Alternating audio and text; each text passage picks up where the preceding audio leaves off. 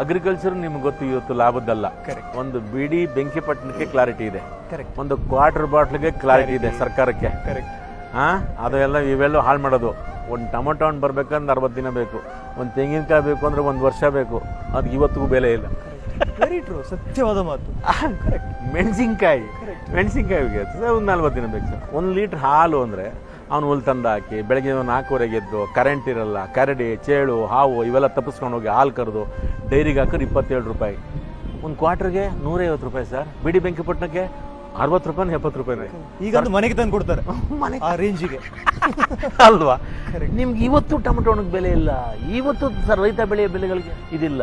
ಅವನು ಭತ್ತ ಬರಬೇಕಂದ್ರೆ 120 ದಿನ ಬೇಕು. ಅದ್ರ ಭತ್ತದ ಕಷ್ಟ ನಮ್ಮ ಕಡೆ ಗಾದೆ ಹೇಳ್ತಾರೆ, ಭತ್ತ ರಾಗಿ ಹಾಕೋದು ಸುಲಭ, ಕಂಗಣ ಮಾಡೋದು ಕಷ್ಟ ಅಂತ. ಭತ್ತನೂ ಅಷ್ಟೇ, ಹಾಕೋದು ಕಷ್ಟ, ಕಂಗಣ ಮಾಡೋದು ಈಸಿ. ಎಷ್ಟು ಕಷ್ಟ ಇರುತ್ತೆ. ಅದಕ್ಕೆ ಇವತ್ತಿಗೂ ಬೆಲೆ ಇಲ್ಲ ಸರ್. ಅದಕ್ಕೆ ತಿನ್ನು ಅಕ್ಕಿ 1.5 ಕ್ವಿಂಟಲ್ ಅಂತಾರೆ.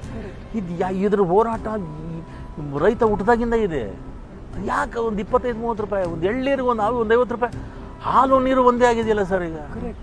ಹಾಲು 35 ರೂಪಾಯಿ, ನೀರಿಗೂ ಇದರಲ್ಲಿ ಅಂತ PVR ಗಿವಿಆರಲ್ಲಿ ಎಂಥದ್ದು ಮಾಲುಗಳಿಗೆ ಹೋಗ್ಕೊಂಡ್ರೆ 50 ರೂಪಾಯಿ 100 ರೂಪಾಯಿ. ಎಲ್ಲ ರೈತರಿಗೆ ಆ ಥರದೊಂದು ಜಾಗ ಎಲ್ಲ ಕ್ರಿಯೇಟ್ ಮಾಡಿ ಕೊಟ್ಬಿಡಿ ಸಾಕು, ನೆಮ್ಮದಿಯಾಗಿರ್ತಾರೆ ಅಲ್ವಾ ಸರ್? ಸಣ್ಣ ಹಳ್ಳಿ ಅಂಗಡಿ ಇರುತ್ತೆ, ಅಲ್ಗೋಗಿ ಕೇಳಿ, ಅಲ್ಲಿ ಬಿಡಿನೂ ಸಿಗುತ್ತೆ, ಬೆಂಕಿಪಣ್ಣ ಸಿಗುತ್ತೆ, ಒಂದು ಕ್ವಾರ್ಟರ್ ಬಾಟಲ್ ಸಿಗುತ್ತೆ. ಮಿಕ್ಕಿದ್ಯಾಕೆ ಸಿಗಲ್ಲ ಅಂದರೆ ಅಲ್ಲಿಗೆ ಸಪ್ಲೈ ಮಾಡ್ತಾರಲ್ಲ ಸರ್. ಇವರು ಸಪ್ಲೈದೊಂದು ಹೇಳ್ತಾರೆ, ಎಲ್ಲನೂ ಸಪ್ಲೈ ಮಾಡೋಕ್ಕಾಗಲ್ಲ. ಹಾಗೆ ಇಲ್ಲಿ ತುಂಬ ಒಂಥರ ನಿರ್ಲಕ್ಷ್ಯಕ್ಕೊಳಗಾಗಿ ಒದ್ದಾಡ್ತಿರೋನು, ಕೊರಗ್ತಾ ಇರೋನು ಯಾರಪ್ಪ ಅಂತಂದರೆ ಅವ್ನಿಗೆ ಏನೂ ಮುಂದೆ ಯಾವುದೂ ಭವಿಷ್ಯ ಕಾಣ್ತಿದ್ದೆ. ಏನಪ್ಪ ಅಂತಂದರೆ ರೈತ ಅಂದ್ರೂ ರೈತ. ಅವ್ನು ನೇಗಿಲ ಯೋಗಿ, ಕುವೆಂಪು ಹೇಳಿದಾಗೆ ಅವನು ಬಿಡಲ್ಲ. ಅವನು ರಾಜ್ಯಗಳ ಹಳ್ಳಿಯಲ್ಲಿ, ರಾಜ್ಯಗಳ ಉಳಿಯಲ್ಲಿ ಉತ್ತುಳುವುದನ್ನು ಬಿಡುವುದೇ ಇಲ್ಲ.